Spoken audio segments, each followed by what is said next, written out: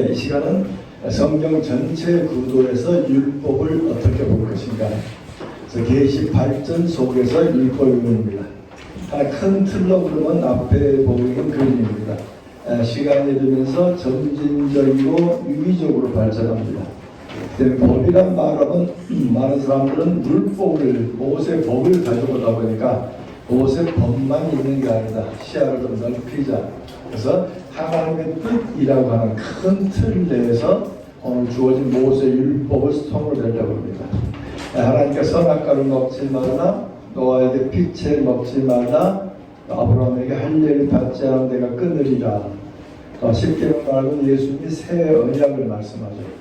그 때문에 모세 율법이라는 이야기를 좀 큰 구도로 본다면 하나님의 뜻은 창세전에 드러나고, 그리고 이 뜻은 종결될 때까지 계속 살아있는 말씀의 지침인데, 그 지침 속에 문서화된 법이 모세에 주어진 법이라는 겁니다. 그럼 모세에 주어진 법이 뭔가? 갈라디아 3장 19절에 보시면 율법은 범법함을 인하여 더해진 것이다. 모세 언약, 아브라함 언약에 더해진 것인데, 율법은 죄를 폭로하고 정죄한다. 로마서 3장 20절 율법은 죄를 깨달음이라, 율법은 죄를 규명하고 정죄하지만 교정해 주지는 않습니다. 아까 거울이라고 하는 언급했죠. 우리 거울에 얼룩이 있는 건 보이지만 얼룩을 지워주지는 않습니다. 갈라디아 3장 19절 하반절에 보면 율법은 약속하신 자손이 오기까지 있다. 이스라엘은 죄 아래 있었고 율법 아래 갇혔다. 율법은 초등 교사가 되어 그리스도께로 인도한다. 그 다음에 아까 말씀한 대로 법을 공부할수록 우리가 말씀을 다 지키지 못합니다. 하나님의 기준에 이룰 수가 없습니다. 다른 사람과는 좀 더 나은 상대적일지 모르지만 절대적 기준을 봤을 때는 이르지 못합니다. 나는 법을 지키지 못합니다. 주님 이외에는 방법이 없습니다. 그게 여기 법이 가르치는 중요한 가르침입니다. 자, 이 부분을 좀 확장해서 율법은 모세 율법을 더 확장한 뜻으로 보면 하나님 뜻으로 주어진 율법, 아담 이후에 타락 이후 죽음이 모든 죄인에게 주어졌다. 그래서 로마서 3장 13절 14절에 보시면 율법이라고 하는 것은 하나님의 뜻을 어긴 징벌이라고 말합니다. 제가 프린트가 좀 거꾸로 되어 있네요.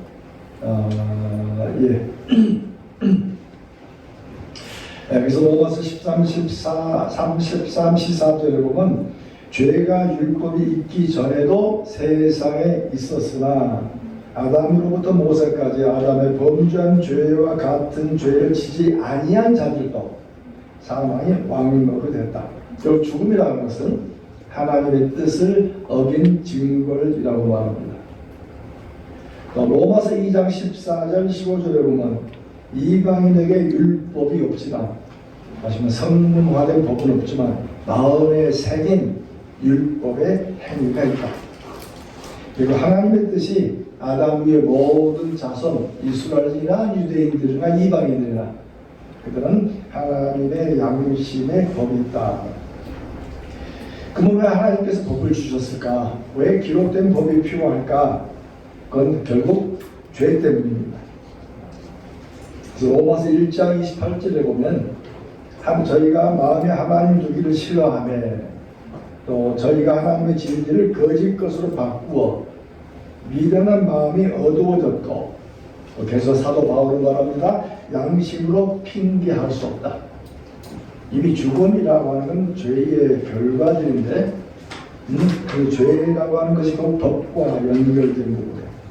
근데 문제는 로마서 5장 12절에 보시면 법이 없으면 죄로 여기지 않는다는 겁니다. 로마서 5장 12절 죄가 율법이 있기 전에도 세상에 있었으나 율법이 없었을 때는 죄를 죄로 여기지 아니했다. 그러면 왜 하나님께서 율법을 주셨을까? 그럼 왜 돌판의 기록에서 주었을까? 로마서 3장 20절에 보시면 율법으로는 죄를 깨달음이라. 로마서 5장 20절을 보시면 율법이 들어온 것은 범죄를 더하게 하려 하는 것이다. 법이라고 하는 큰 틀로 보면 새로운 백성이 주어지고 새로운 땅이 주어지고 국가가 주어지려면 백성들을 유지해야 할 법규가 필요합니다. 그래서 백성, 나라, 헌법이 필요한 여건에서 하나님이 이러이러한 삶을 살아야 된다 하고 주어진 것으로, 하나님께서는 구두로 계속 법을 주었지만 죄가 뭐냐를 정확하게 정의하기 위해서 선문화된 법으로 돌판에 기록된 하나님의 최종 요약, 지금 하나님의 주어진 법은 모든 법이 있는 건 아닙니다. 일종의 법의 식의 써머리입니다. 모든 법의 최종 요약된 것로 주문을 말미암아서 하나님의 뜻이 무엇인가를 가르치는. 그다음에 옛날 법이 다 지나갔는가? 법에 좀 더 깊이 예를 들면 제가 이렇게 쓰진 않았습니다만 웅덩이를 파면 뚜껑을 하나 말했습니다. 자, 지하철 공사하느라고 땅을 파헤쳤고 그 위를 잘못해서 자동차나 사람이 빠지면 누가 책임져야 되죠? 또 공사는 서울시가 책임을 져요. 그러면 웅덩이에 파면 뚜껑을 하나 말한 옛날 법이 아니죠. 법 조항은 옛날 조항이지만 법의 의미는 살아있습니다. 또 성경에 보면 지붕에 난간을 하나 말했습니다. 우리나라 지붕은 삼각형이지만 이스라엘 지역의 지붕은 사각형입니다. 여기가 플랫입니다. 누군가 사람이 올라가게 되면 떨어지니까 난간을 하라. 옛날 법일까요? 지금 베란다에 사람인데 베란다가 촘촘히 되지 않다가 아이가 빠지면 그건 형사법입니다.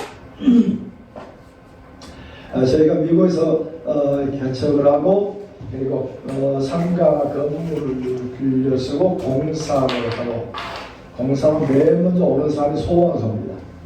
소방서에서 안전 문제를 다 체크하고 그때 계단을 내려오는데 손잡이가 없는 거예요. 그게 걸리더군요. 난간 있으면 손잡이 해줘라. 미끄러지면 안 된다. 그리고 여기에 카펫을 깔아줘라. 떨어질 경우에 여기에 안전장치를 해주라. 그리고 다 통과하고 나니까 이 건물에는 몇 명까지 들어갈 수 있습니다. 몇 명 이내 몇 명이 넘어버리면 사고가 생겼을 때 보험이 커버 안 합니다. 저희가 미국 살 때 저희 집에서 예배를 본 이유는 그때 집이 있었어요. 그리고 수영장도 있었고, 교인들 수영장이 없으니까 아파트 사시는 분들 우리 집에서 예배 보자 하고 예배 보고 오후에 수영하고 나면 끝나가는 집사람이 하루 종일 오후 내내 빨래해야 됩니다.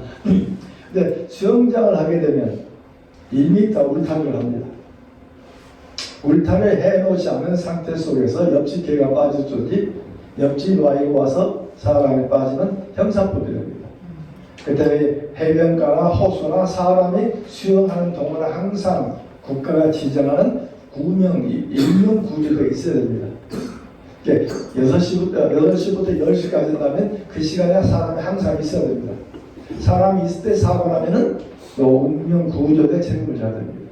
근데 그 시간이 없을 때 들어가면 그건 본인이 책임져야 됩니다. 그래서 저도 수영장에 1m를 해놓았던 그리고 1m 해는데 자기가 들어가면 자기 죄죠. 우리 법적으로 문제가 없으니까. 우리 예를 들면 겨울에 눈이 오면 눈을 치야 됩니다. 인도는 내가 책임져야 됩니다. 차도는 독일 책임이고, 인도 특별히 차가 들어오는 주차장에 들어오는 입구 내가 치야 됩니다. 여기 미끄러지면 내가 보상해 줘야 됩니다. 우리 집에 놀러 갔다 아이가 계단에서 넘어지면 내가 보상해야 됩니다. 집을 사면 상해 보험을 꼭 들게 되어 있습니다. 모든 게 보험입니다. 법적 관계 때문에. 그래서 우리나라도 그 법들이 들어와가지고 아마 법이 매우 강화되고 굉장히 보험이 많을 겁니다. 보험이 별 문제가 생기면 어마어마하기 때문에 아주 사소한 것도 보험되기도 하고 그건 전부 인명보호법들입니다.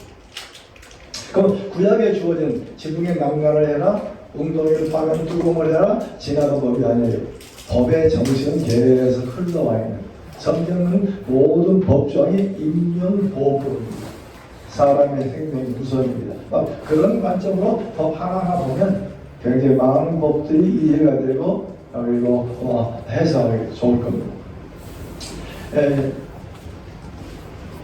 자, 율법과 그 다음에 계시 발전을 보면 언약이 파기됩니다. 율법이 파기돼요. 파기되면 언약 갱신으로 이어집니다. 다른 언약은 일방적 언약인데 모세 언약은 쌍방 언약입니다. 하나님께서 모세를 통해서 말씀을 낭독해 하시고 그리고 언약을 체결하십니다. 언약 체결 전에 율법서를 낭독하게 먼저 주어집니다. 그리고 백성들이 우리를 준행하였나이다 하고 분명히 선포가 있고 핏부림이 있습니다. 우리 제사 제도에서 핏부림은 사람에게 하지 않습니다. 성소 내에 하지 사람에게 핏부린 경우는 몇 개 없습니다. 언약 체계는 사람 핏부립니다. 왜? 삶과 죽음의 약정이기 때문에. 이 말씀대로 살면 생명이지만 지키지 않으면 징계 죽음이라는 어마어마한 그리고 언약을 체결하고 나면 음식을 함께 나눕니다. 그래서 하나님께서 70장로와 함께 식사했단 말이 나옵니다. 그래서 언약이 주어지면 결국 깨트려지는 갱신. 그래서 모세 언약은 여러 번 갱신됩니다. 갱신될 때는 몇 가지가 있습니다. 하나, 백성이 회심합니다. 그리고 율법이 낭독됩니다. 그리고 이어서 백성들 회개가 주어지고, 그래서 특별히 절기 때마다 모여서 말씀이 낭독되고 읽혀지고 말씀대로 살아내가.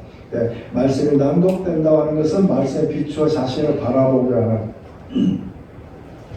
그래서 모세 시대는 금송아지 사건, 이 출애굽기 32, 34장에도 이렇게 금송아지 사건도 장막 지침 전에 주어지고, 장막의 지침이 주어지고 금송아지 사건이 주어지고 장막 건설이 주어집니다. 바로 중간에 주어진.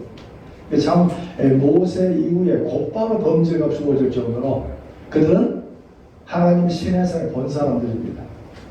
우리는 구름을 통해서 예수 형상을 봐도 가만히 있지 않고 계획이 달려가 내가 예수를 봤다고 말할 정도로 어마어마한 사건인데 그는 하나님 눈으로 본 사람들입니다. 그럼에도 불구하고 얼마 지나지 않아서 넘어질 정도 인간의 어떤 유한한 모습들을 많이 봅니다. 성막에 불기둥과 기름기둥을 보고 매번 주어진 하나님의 상징점을 보면서 넘어질 수밖에 없는 인간이 가진 한계점들을 보게 됩니다. 금송아지도 마찬가지죠. 그 다음에 광야기가 언급했습니다. 출애굽기에 주어진 5가지 범죄는 징계하지 않았는데 민수기에는 징계하셔요. 교회는 율법을 주신 전과 율법 주어진 이유는 달랐습니다. 하나님 법을 알기 전까지는 법을 알려주셨고 깨닫게 해주셨고 법이 선포된 뒤에는 법에 따라 징계할 수밖에 없는. 그래서 결국 광야 이스라엘은 다 진멸되고 이 세대만이 가나안 땅에 들어가는. 그래서 모세의 갱신, 모압에서도 갱신이 주어지죠. 민수기 5장과 29장에서 갱신이 주어집니다.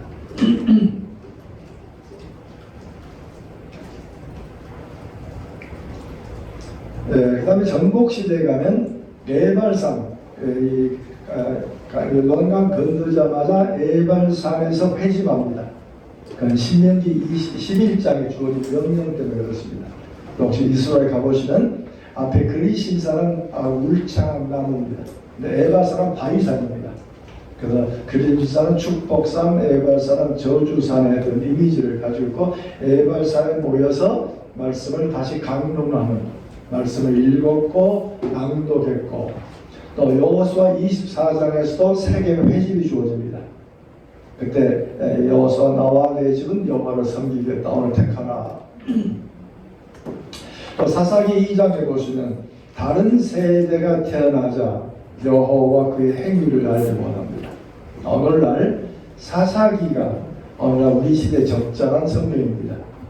우리의 조상들이 다 넘어지고 다른 세대가 태어나니까 여호와의 행하신 일을 알지 못하는 우리의 아버지 세대들은 물질로 섬겼던 세대들입니다.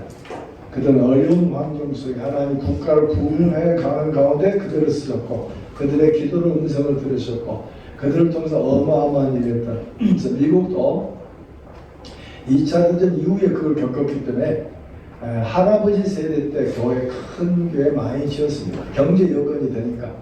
그리고 베이비 퍼스트 그 아들 세대까지는 교회를 지었습니다. 그 중심지에 들어가면 장로교 제1장로교 제1침례가 어마어마한 교회입니다. 어느 지역에 제1침례교회는 한 블락이 교회입니다. 한 블락이면 200m 300m입니다. 전체가 블락이에요. 교회예요. 교회당 대형은 옷을 끼고 골목길 정도로 교회 건물 있고 그 안에 있을 정도로 어마어마한. 근데 지금은 샌앤토니오 텍사스를 갔더니 예배를 어마어마한 큰 교회인데 11시 예배를 드리러 갔더니 문이 잠겨져 있어요. 예배 안 드리나?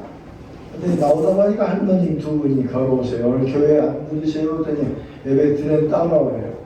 따라가니까 본당 에어컨을 쓸 수 없었다니까 조그만 방에 창문 에어컨을 넣고 한 30명 예배를 드리는데 어마어마한 교회 30명 참마음에 불편해. 그래서 한국의 목사님들 오시면 그런 교회 보고 미국 교회 망했다. 봐라 이 큰 교회 30명 모이지 않느냐 하는데 서버번 시 외로나 10,000명, 20,000명, 50,000명 많았습니다. 자동차가 없으니까 못 나가다 보니까 그래서 1세대 어마어마하게 지었고 2세대까지는 지었습니다. 3세대는 이제 문화 비용이 큽니다. 지금 내 자식 세대들은 휴대폰 하나 유지하려면 최소 150불 씁니다. 약정이 있죠? 넷플릭스 깔아야죠. 유튜브 깔아야죠. 다 돈 내야 됩니다. 그러면 집안에 4명은 600불이 전화까지 나갑니다. 자동차 보험 내죠. 생명보험 내야죠. 집 보험 내야죠. 둘이 벌어도 빠듯하게 삽니다. 10만 불 벌어도 빠듯하게 삽니다. 한 20만 불 정도 조금 여유가 있습니다. 20만 불이면 2.5이면 어마어마한 돈들인데 미국은 10만 그래도 힘이 없습니다. 6만, 7만 불 굉장히 어려운 삶을 삽니다. 그러다 보니까 교회를 못 지어요. 그래서 최근에 미국 교회 형태가 바뀝니다. 건물을 지을 수가 없으니까 50명, 60명 모이는 교회가 크면 2개로 쪼갭니다. 모자이크 교회라고 교회 50명짜리 교회 10개, 20개 가진 교회 많습니다. 또 공원에서 예배드리고 가정에서 예배드리다가 한 달에 한 번 공원에서 만납니다. 그런 교회 5년 만에 40개가 되고 60개가 되고 근데 한국 목사님들은 다 교회가 아니죠. 그런 건물이 있어야 되니까 지금 우리도 그 다음 세대로 넘어가는 과정이 있습니다. 그다음에 교회 건물이 있는 것도 하나님이 필요한 선물이 하나님께서 쓰셨습니다. 건물이 없는 교회로 변화되는 것도 하나님이 쓰시는 방법입니다. 그 하나님이 하시는 부분이지 이게 옳으냐 그러냐는 적절하지 않아요. 요즘 최근에 가정교회가 많이 일어나니까 우리 장로교 쪽에서는 자칫하면 평신도가 설교하고 그러니까 2단 3단 그런 데가 적절한 건 아니죠. 좋은 가정교회도 목사 책임자가 있어야 됩니다. 왜? 신학적인 큰 방향을 틀어줘야 됩니다. 신학이 없는 사람 손에 성경이 들어가 버리면 전혀 딴 얘기가 되어버립니다. 그래서 일부 평신도 교회가 목사 없다고 자랑하고 그러는데 적절하고 그 중에 평신도라도 그 중에 한 사람이 안수를 안 받더라도 신학 훈련이 받은 분이 계셔야 됩니다. 신학이라는 것은 한강의 방벽까지죠. 뭐라 그러죠? 방벽입니다. 한강의 뚝입니다. 물이 넘쳐 흐르지 않고 벽길로 가지 않냐고. 신학은 우리 교인들은 교회사나 조직신학을 배우는 게 아니에요. 교인들 데리고 교회사 조직신학 가르치는 것은 신학이 뭔지 모르는 사람들입니다. 그들은 교인들은 성경만 성경 배우면서 조직신학 얘기가 들어오면 되고 성경 배우면서 교회사로 들어오면 됩니다. 근데 문제는 신학교가 그걸 안 그렇게 하다 보니까 3년 배운 사람이 저절을 못해요. 그래서 여러분들도 성경을 가지고 조직신학을 담아내고 교회에서 담아내시고 책에 읽는 폭이 넓으시면서 아마 필요했어요.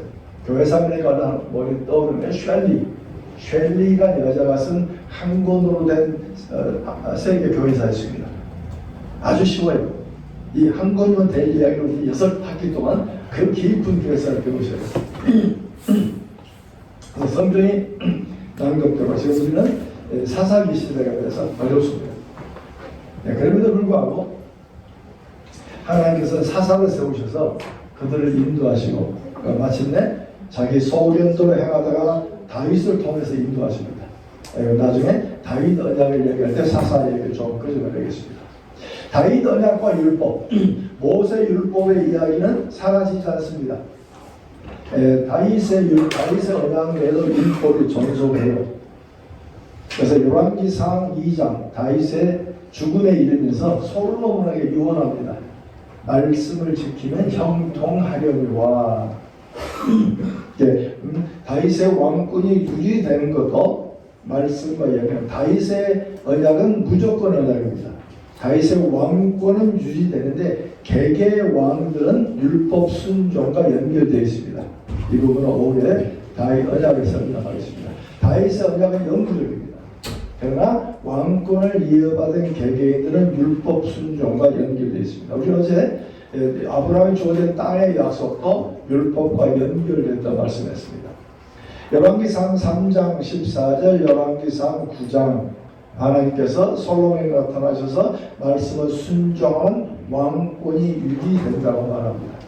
왕권이 유지되는 약속이지만 그건 깨트리지 않지만 왕권 하나하나 넘어가는 것은 하나님의 인도하심을 얘기하는. 그래서 북쪽과 남쪽의 왕조가 바뀌게 됩니다. 북왕국은 왕이 20명, 학자에 따라서 19명, 숫자 차이는 좀 잡히다가는 일반이 20명, 20명 왕 중에 16명에게 성경은 똑같은 말합니다. 여로보암의 죄로 인하여. 그럼 여로보암은 무슨 죄죠? 예배 범죄입니다. 나중에 설명할 기회가 있습니다만 제사장을 바꿨고 제사 장소를 바꿨고 제사 일정을 바꿨고 그리고 제사장을 바꿉니다. 전부 예배 범죄입니다. 결국 이 일로 말미암아 북쪽은 버리셨습니다. 그다음에 북쪽의 16명의 왕들, 4명의 왕들은 말이 없어. 왜? 통치기가 짧습니다. 일주일, 한 달밖에 안 되다고 하니까 통치가 한 달 넘어간 사람들한테는 16명에게 여로보암 죄로 인하여. 남왕국은 다윗의 행함대로, 다윗의 행함이라는 것은 성전 예배와 연결되어 있습니다. 성전 예배를 드렸던 요시야, 히스기야 때는 하나님 순종하는 삶, 여호사와 아하스 보다 연결됩니다. 그다음 마지막에 남왕국도 므낫세 죄로 인하여 전부 예배 범죄에 관한 일입니다. 결국 하나님의 말씀의 바로 밑에는 여호와의 문제, 우상과 관련된 제2계명과 밀접히 관련되어 있습니다. 그리고 요시야 때 종교개혁, 그 종교개혁도 결국 실패가 되면서 예레미야의 메시지가 바뀝니다. 메시지가 결국 우리가 하나님께 회개치 않았다 하면서 이 죄에 관한 얘기로 확장되기 시작합니다. 선지자 시대의 역사를 보면은 시대가 바뀝니다. 포로기 이전 시대, 포로기 이후 시대는 메시지가 같습니다.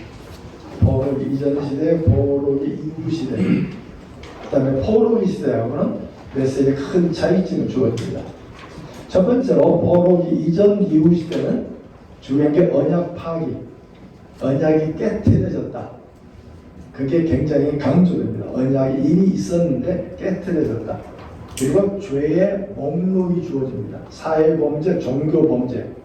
아모스도 호세아, 이사야 다 마찬가지입니다. 똑같이 이게 걸어듭니다. 그리고 회개가 촉구합니다. 죄를 지울 수 있는 회개도 할 수 있다. 그래서 회개 메시지를 통해서 그들의 메시지에 초점 한 가지, 인간이 가능하다. 인간이 회개할 수 있다. 지금도 늦지 않았다. 회개할 수 있다.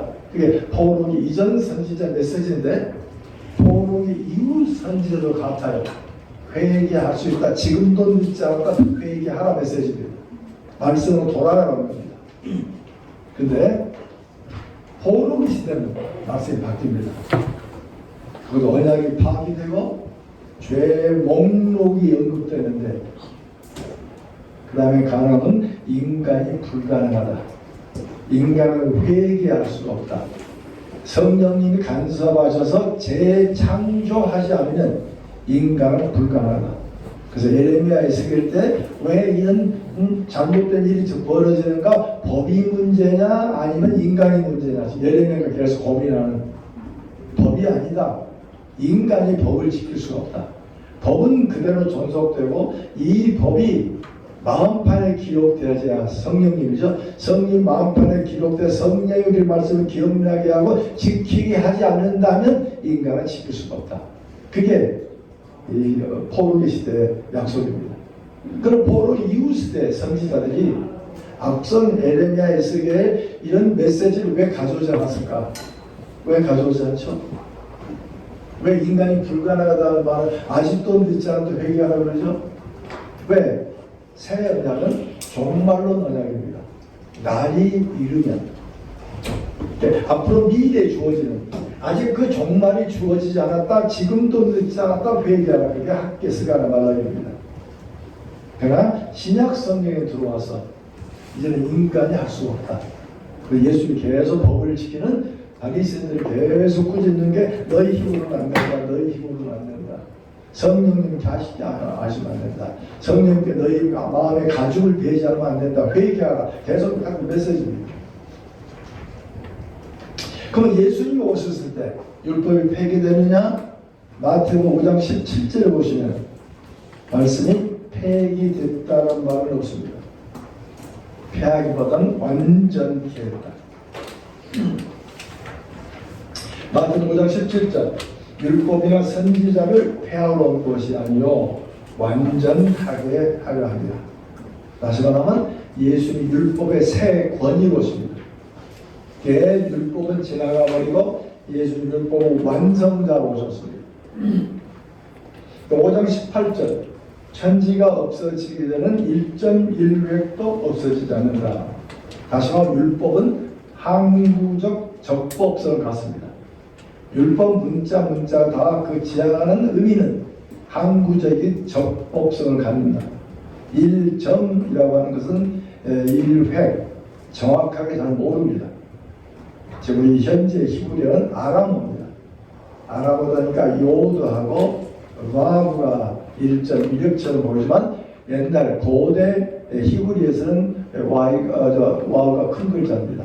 와우가 큰 글자고 여기서 강조된 것은 어느 글자 얘기보다 혹시 그 당대는 아람어를 쓰고 있었기 때문에 요드나 바브를 말하지 모릅니다. 의도 자체는 글자 하나하나도 바꿀 수 없다. 분명히 다 이루어진다. 그래서 예수님의 밀밭 사건, 밀밭 따랐을 때 밀밭에 따서 손으로 비벼 먹다 보면 의도하지 않게 씨앗이 파종되죠. 심어지니까. 그래서 바리새인들이 문제를 걸고 되니까 예수님께서 누구죠? 다윗의 성소의 진설병 얘기를 끄집어내시면서 모세보다 솔로몬보다 성전보다 크다, 율법보다 크다, 안식일보다 크다라는 얘기를 통해 가지고 예수님이 이 성전을 완성하시고 율법을 완성하시고 다윗보다 더 큰 자로 오셨음을 설명합니다. 그거는 주시는 것은 지금 진설병 얘기를 꺼낸 것이 아니고 안식을 꺼낸 것이 아니고 예수가 누구신가를 얘기하는. 그렇다면 예수님은 이 다윗보다 위대하다. 로마서 3장 21절에 사도 바울의 마지막 결론이 율법 외에 한 의가 나타났다. 의라고 하는 것은 율법의 행함이 아니다. 믿음으로 얻는 것이다. 그리스도 안에 성취했다. 지금 바울이 얘기하는 요약을 정확하게 표현한다. 이제는 율법 외에 한 의가 나타 누구든지 예수 안에서 믿으면 그래서 새 시대가 시작됐다고 합니다. 아마 그 부분 로마 여러분 제가 프린트를 많이 하지 않았고 책에 보면 구절들이 많이 나옵니다. 율법에 굉장히 많이. 예를 들면 로마서 10장 4절 그리스도는 모든 믿는 자에게 율법을 이루게 하여 율법의 마침이 되었나니 텔로스란 말 마침이 되었나니 이제 텔로스란 말은 종결 끝났다는 말이 아니고 율법의 목적과 성취가 이루어졌단 말이에요. 이 율법이 지나가 버린 것이 아니고 율법의 의의와 목적과 성취를 하셨다. 지금도 우리는 율법이 있다. 율법으로 구원받는 건 아니다.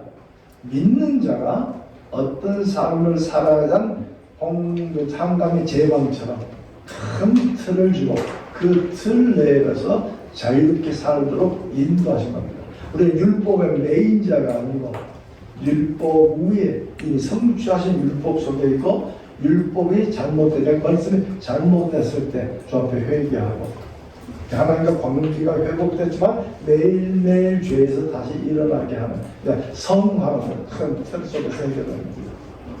갈라디아 2장 16절 사람이 의롭게 되는 건 율법의 행위가 아니요 예수 그리스도를 믿음으로 되는 줄 아나니. 율법은 성취를 그리스도가 하신, 그래서 굉장히 중요한 게 굉장히 칭의 개념입니다. 율법의 성취란 굉장히 중요한 개념. 또 로마서 7장 12절 율법도 거룩하고 계명도 거룩하고 이로움이 선하다. 율법이 잘못됐다, 지나갔단 말은 없어요. 율법의 의와 항구적인 적법성이 예수 안에 살아있음을 얘기합니다. 눈을 다시 얘기하지만 결국 믿는 자의 지침입니다. 이렇게 하면 안 된다.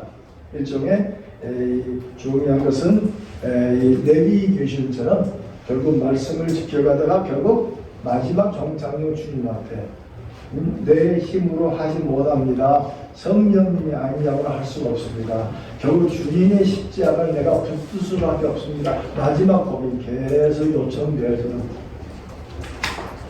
그러면서 여기 법에 대한 이야기는 하나의 큰 틀로 보니까 하나의 뜻이라는 겁니다. 모세 율법을 주기 전에 모세 이전의 법하고 연결됐어요. 선악과 먹지 말라, 인간의 피를 흘리지 마라, 할례를 받는 자는 끊는다. 여러분 책에 보시면 한 10몇 개, 창세기 출애굽기에는 법이 주어지는 수많은 이야기 하나하나 사건들이 법과 연결되어 있습니다. 법은 이미 하나님의 창조 때부터 살아있었다. 근데 문제는 법을 어기고 법이 죄가 뭔지 모르니까 하나님의 글로 기록된 법을 우리에게 주신 것이다. 근데 그 법은 예수로 말미암아 완성되어졌고, 예수 안에서 율법은 항구적 적법성을 가지면서 우리가 삶의 방향을 제시하는 것입니다. 그 속에서 율법의 의미를 지금도 관측할 수 있습니다. 근데 우리는 종종 우리 합동 측, 보수 고신 측 교회 가서 설교를 눈을 감고 들어오면 내가 유대교회 왔나라고 생각할 정도로 이거 해라 하지 말라 말에 경고하나요. 율법을 얘기할 때는 항상 예수가 나와야 됩니다. 그러니까 이럼에도 불구하고 법을 하지 말라는 법은 좀 쉬워요. 안 하면 되죠. 안 한다는 것도 쉽지는 않아요. 근데 긍정적인 법은 어디까지 해야 됩니까? 이웃을 사랑하라 어디까지? 내 눈으로는 이 정도는 내가 최대한으로 했어요. 그럼 이게 하나님의 기준일까? 하나님 좀 더 높아요. 그리고 내가 해도 우리 애들 키우는 손주들, 지금 손주를 얘기해야 되죠? 2살, 3살 할아버지 얼마나 예뻐? 근데 이만큼 이만큼 아무리 이만큼 해도 할아버지 손 안에 있습니다. 우리가 하나님 앞에서 이만큼 해도 주님이 용하시는 분량에는 이르지 못하는 거죠. 긍정적인 명령도 쉽지 않아요. 자, 부정적인 명령은 얼마나 습니까? 자, 살인하지 말라. 우리가 칼 들고 죽이진 않아요. 근데 지금은 칼 들지 않고도 죽여요. 왜? 명예훼손도 가능하죠. 종종 주변에 사람 얘기하는 우리가 긍정 얘기하면 듣다가 그런데 말이야 그 사람 하고 부정적인 이미지를 끄집어냅니다. 그건 살인이죠. 그 사람을 높이는 가치 높여줍니다. 하나 중요한 것은 나보다 높은 선생님, 목사님, 교회 어른들 대화 중에 있는 그분이 얘기하는 같이 긍정적으로 얘기해 주는 겁니다. 이 사람을 높이면 나도 함께 커요. 여러분의 교회 담임 목사를 높이면 나도 함께 커지는 겁니다. 근데 막 높이면 장도를 높이면 그런데 말이 하고는 이걸 따가끌라고 합니다. 그러면 내가 크는 게 아닙니다. 그래서 자기가 얘기해도 통하지 않아요. 좋은 건 긍정적인 거고 부정적으로 잘할 때는 잘한다. 우리 집사람 지금은 좀 많이 저를 도와줍니다만 초창기는 그렇지 않죠. 아내보고 도와달라면 우리 아내가 그때 남편 돼가지고 해줄 일이 몇인데 다 불편하죠. 그 몇 번 겪으면서 배웠어요. 내가 부탁할 일이 있으면 밥을 먹으면서 오늘따라 맛있다. 너무 맛있네. 좀 더 줘. 자, 쓰레기 버릴 거 있어? 그 다음에 백김치를 가져오라고 왔다 갔다 하면 집사람 눈치를 채고 뭘 원하냐고 100% 들어줍니다. 내 아내하고 살을 대는 내 아내도 잘한다 잘한다 해야 움직이는데 생판 처음 본 사람한테 아니면 친구 관계 속에 나 아니면 이런 말 못해 하고 확 쏴버리면 이 사람은 이제까지 좋았던 게 다 죽었거든요. 그래서 신방하고 마찬가지고 불편한 얘기할 때는 9개 좋은 얘기가 됩니다. 잘한다 잘한다 잘한다 잘한다 이미 마음이 열립니다. 열리는 가중에 너 이거 틀렸으면 안 되죠. 그때 이런 일을 했는데 이렇게 쓰면 참 좋았을 텐데 마음이 열렸기 때문에 글쎄 말이야 그때 몰랐어. 그때 좀 알았으면 나한테 지적 좀 해주지. 그게 대화입니다. 저도 이 대화를 못해가지고 신방은 할 말이 없는 게 공부만 했기 때문에 그렇게 집사람이 그럼 아이들 키우는 얘기 부부싸움도 얘기하라고 부부싸움 얘기하니까 거인들이 그렇게 고소하더라고요. 목사도 싸운다는 겁니다. 그럼 목사가 부부싸움 얘기하면 듣고 고소해하지 않아요. 장로가 자기 부인 싸움 얘기합니다. 그러니까 내가 약점을 드러내야 그들이 자기 약점을 드러냅니다. 근데 목사는 항상 교인과는 다른 삶을 살기 때문에 우리는 항상 좋은 것만 보여주려고 합니다. 그러나 옛날 목사는 어두운 거 보여주지 않았습니다. 병원에 입원해도 이 진통제 맞고 와서 설교하면서 전혀 수술 받지 않았던 것이죠. 지금은 세상 그런 세상은 아닙니다. 있는 그대로 보여주는. 그래서 가능하면 교인들을 여러분 집에 초대해서 좀 불편한 음식이라도 대접해주면 목사님이 얻어먹으면 그분이 뒤에서 뭐라지 않으니까 나 평생 목사는 처음 먹었다고. 목사는 받는 사람이 아니죠. 주는 사람. 그래서 저희 아버님이 목사 딸하고 결혼하셔봐라. 우리 어머님 목사 딸이거든요. 목사 딸은 받을 줄 맞아 줄 줄 모르는. 다시 말하면 우리 목회자는 삶의 모범이어야 됩니다. 그러나 목사가 항상 100% 온전한 삶이 아니에요. 있는 그대로 드러낸다 해서 돌아서서 욕하잖아요. 목사도 우리하고 똑같구만. 그런데 말이야 목사는 회개해. 또 소신자들 데리고 내 싸운 부부 이야기 아이들 때린 이야기 얘기하니까 새신자가 4주 끝나고 나서 끝나면 간증하는 시간이 있어요. 예배 중간에 새신자가 변화됐으니까.